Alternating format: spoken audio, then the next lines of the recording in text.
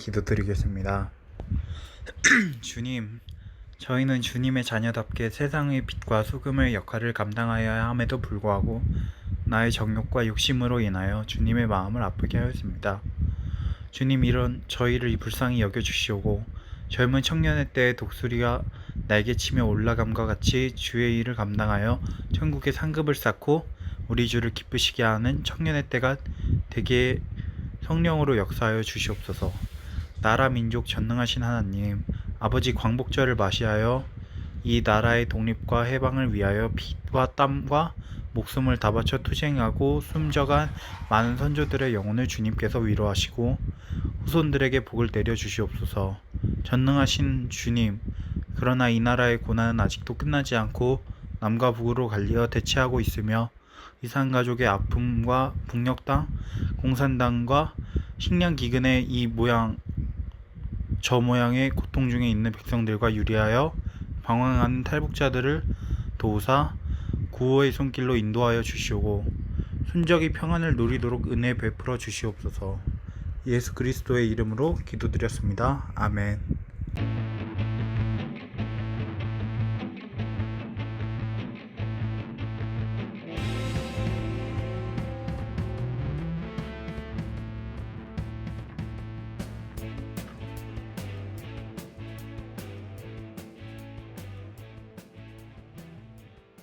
자, 친구들 주와.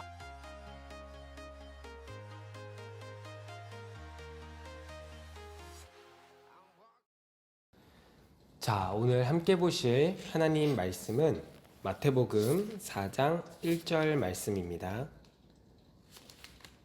전도사님이 대표로 읽도록 하겠습니다. 그 후 예수님께서는 성령에게 이끌려 광야로 가셔서 마귀에게 시험을 받으셨습니다.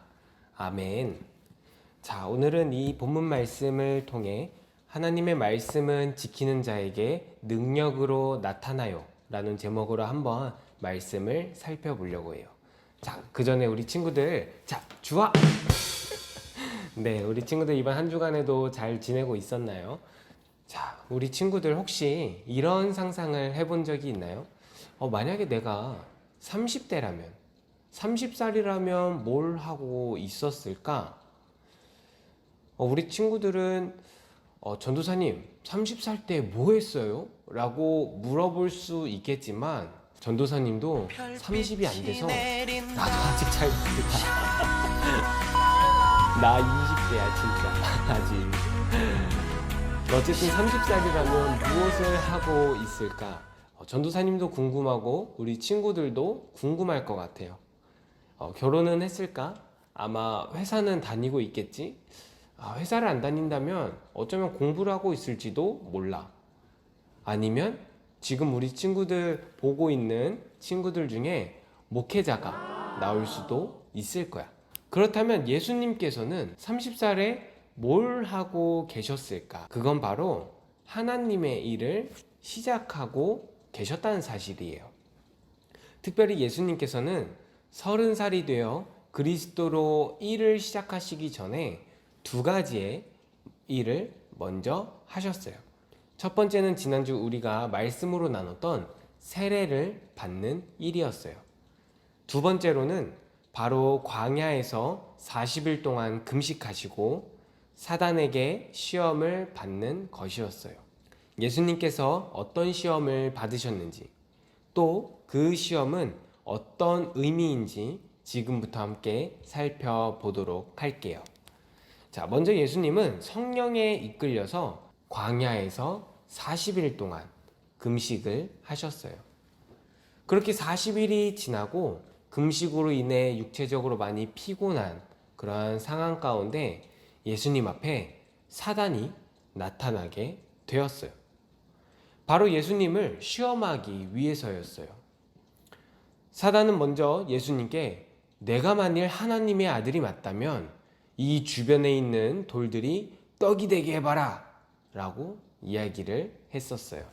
사단의 이 시험에 숨겨진 의미는 만약 예수님이 이 돌을 떡이 되게 한다면 많은 사람들이 그 기적을 보고 예수님을 메시아로 따를 것이라는 내용이었어요. 자, 친구들. 근데 만약에 이렇게 해서 사람들이 따른다면 예수님의 기적을 보고 따르는 것이지 예수님께서 하신 말씀을 듣고 예수님을 따르는 것이 아니었기 때문에 그것은 하나님의 뜻에 올바른 방법이 결코 아니었어요. 그래서 예수님은 사단의 이러한 의미를 알고 사람은 떡으로 살 것이 아니라 하나님의 말씀으로 살아야 한다고 말씀하셨어요. 사단은 이렇게 성경 말씀을 가지고 답한 예수님을 보고 두 번째 공격을 할 때에는 사단도 말씀을 가지고 공격하기로 결심했어요. 사단은 시편 91편 말씀을 가지고 예수님을 시험했어요. 내가 만약 하나님 아들이면 한번 뛰어내려봐.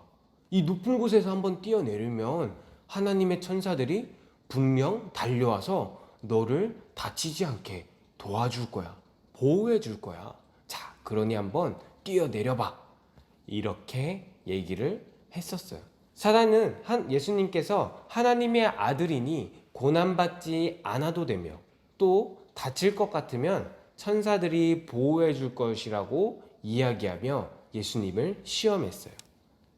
그러나 하나님의 뜻, 즉 예수님이 앞으로 걸어가야 할 길은 고난이 없고 다치지 않는 그러한 길이 아니라 십자가의 길, 즉 고난의 길을 걸어가야 했다는 것을 예수님께서는 알고 계셨기에 예수님께서는 주 너의 하나님을 시험하지 말라고 말씀으로 답하셨어요. 마지막으로 사단은 예수님을 높은 산 위로 데려가서 세상에 가장 좋은 영광을 보여주었어요. 그러고서는 지금 본 것은 다 내 거야. 근데 만약에 너가 나한테 엎드려 절한다면, 너가 나한테 경배한다면 내가 이 모든 것을 너에게 줄게 라고 예수님한테 이야기했어요. 사단은 하나님을 섬기는 것보다 만약에 자신을 섬긴다면 이 세상의 모든 것들을, 이 세상의 영광을 예수님께 주겠다고 예수님을 유혹했어요. 그럴 때 예수님은 사단아 물러가라. 주 너의 하나님께 경배하고 다만 그를 섬기라고 말씀하셨어요.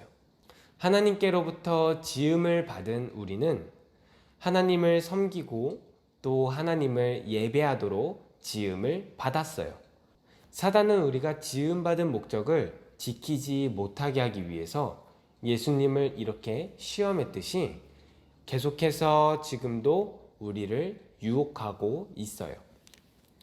예수님께서 사단의 시험을 물리치신 사건을 통해 우리가 사단의 이러한 유혹들을 이길 수 있는 방법이 무엇인지 찾았나요? 네, 맞아요.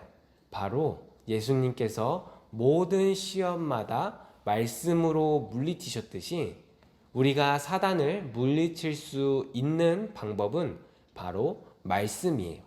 그래서 말씀을 우리 친구들이 알고 있는 것이 굉장히 중요해요. 그런데 우리가 여기서 한 가지 더 중요한 것은 아는 것만이, 단순히 말씀을 내가 알고 있는 것만이 모든 시험을 이길 수 있는 능력이 되는 것은 결코 아니에요. 이 말씀을 아는 것뿐만 아니라 말씀을 지키려는 믿음 또한 있어야 돼요. 또한 말씀대로 살아가려고 하는 노력도 있어야 해요. 사단도 말씀을 가지고 예수님을 시험했지만 사단이 예수님을 결코 이길 수 없었던 이유는 예수님은 말씀대로 살아가고 계셨고 사단은 말씀대로 살고 있지 않았기 때문이에요. 우리도 마찬가지예요. 말씀을 아는 것도 중요하지만 그 말씀을 지키며 살려는 노력이 없다면 그 말씀은 우리에게 능력으로 나타나지 못해요. 그러니 오늘 말씀을 듣고 기억만 하는 친구들이 아니라 말씀을 기억하고 지키려는 노력을 통해 우리 친구들의 마음속에 있는 말씀들이 능력으로 나타나기를 간절히 소망합니다. 전도사님이 기도하고 마치도록 하겠습니다. 살아임하신 하나님 아버지 감사합니다. 오늘도 이렇게 저희들이 하나님의 말씀을 살펴보게 해주심에 참으로 감사드립니다. 하나님, 저희들 가운데 말씀을 아는 것에서 그치는 것이 아니라 그 말씀을 실천하면서 살아가는 주의 귀한 자녀들 되기를 간절히 소망하오니 아버지 하나님, 우리들의 마음 가운데 하나님 말씀을 지킬 수 있는 세임과 능력과 또 지혜를 더하여 주시옵소서. 감사드리며 예수 그리스도의 이름으로 간절히 기도드렸습니다. 아멘. Get low when the whistle go.